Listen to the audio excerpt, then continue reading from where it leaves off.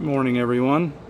Today we are installing a set of retaining rings into an X15. The customer came in with a complaint of a check engine light and low coolant, and he thought his reservoir was the issue. Well, after inspecting the reservoir, the wiring to the reservoir and the coolant level sensor, that was all checking out okay. I did some snooping around and found some coolant down in the fuel water filter, and he actually has coolant in his passenger tank. So most likely cause is due to leaking injector cups. The injector cups will leak, put coolant into the fuel, and the fuel return to the tank, and that's how it ends up in the tank and the filter. So Cummins came up with a fix for this. It's actually a retaining ring that goes down into the injector cup, and it is supposed to make the injector cup form to the head and seal. Sometimes after putting the retaining ring in, that injector cup will still leak. You have to pressure test the cooling system, verify that it doesn't leak anymore. So right now I got 1, 2, and 3. I'm going to do number 4, 5, and 6, and then I'm going to pressure test it and see what's going on. So this slides down in here just like this. Got to get that somewhat straight in there. Sometimes it fights you. Sometimes it can be a real pain. I know a lot of guys just throw them in there. I like to get them kind of straight. And then this is your tool. This bolts to the top of this cylinder head.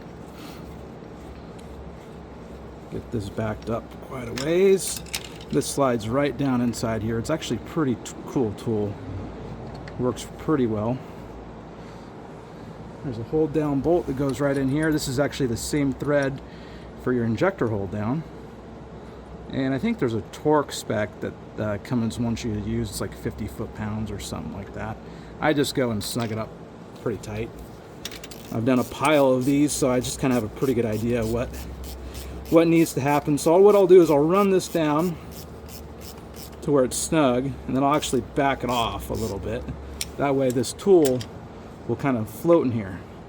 And then the actual pressing part of the tool, I'll run this down to where I can feel it make contact with the retaining ring, and then I'll back it off a little bit. And at that point, that tool is, see right there, I can feel it. Okay, so we're gonna back it off a little bit. So that tool is inside that retaining ring. So now we're gonna get the base tightened down to the cylinder head. Get this nice and snug here. Hold on a second. Is this loose? Yep, that's loose, that's loose. All right, get this nice and snug. Like I said, about 50 foot-pounds, I think is what the torque is. Now this second part is, it's pretty easy. This is actually a jam nut that's on here. So it'll only allow you to go down so far. And so the retaining rings, they're actually supposed to be set at a minimum depth. So you don't want the retaining ring protruding past the injector cup, because at that point it could be making contact with the injector and not allowing the injector to fully seep down into the head and seal. I'm just going to run this up. All right, there I can feel it getting into the cup. You know what? I'll just back this off. We'll take this off here.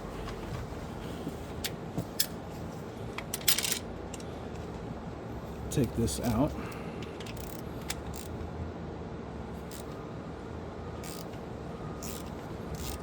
Sorry if the camera wants to do its own thing and comes in and out of focus. And I just got my cell phone sitting up here on the visor.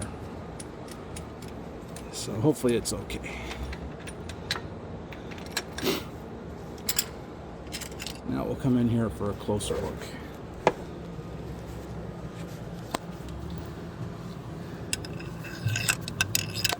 You guys can't probably see that too well. And I'll try to zoom in a little bit. But you can see where the cup and the retaining ring is. I think that's about flush, or maybe it's sticking down just a tiny bit. Camera doesn't really do it justice as far as that's about right where we want to be. But yeah, pretty simple fix. Happens quite often on the X15, believe it or not. This unit has about 560,000 miles on it. And yeah, it's a nice little repair job for today.